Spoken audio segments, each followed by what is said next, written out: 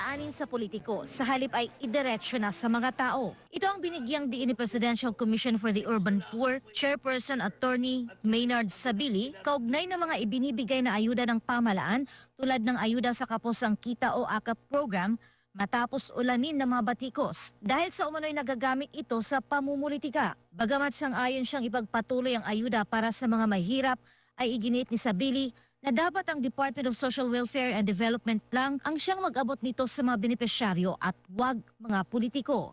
Lalo't ngayong nalalapit na ang 2025 national at local elections.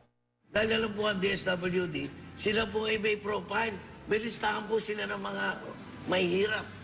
Ay ngayon, pag pinadaan mo po sa politiko, ay gusto lang mo po ipapicture. At sila ay katabi ng sila nagbibigay.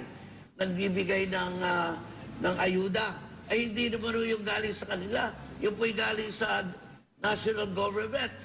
Kinontra ng opisyal ang lumalabas na pananakot ng mga politiko sa mga tao na kapag hindi iboto ay aalisin bilang benepisyaryo ng ayuda ng gobyerno. Tila nasusupres aniya ang karapatan ng mga maralitang Pilipino dahil sa ganitong mga konsiderasyon.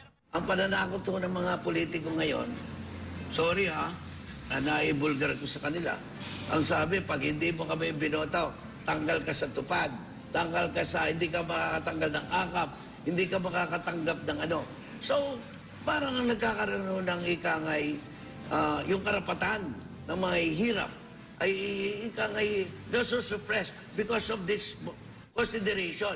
Ang akala nila ay ang mayor, ang governor at kung sinong mataas ang posisyon, sila yung nagdidictate kung sino tatanggap. But it should be the DSWD.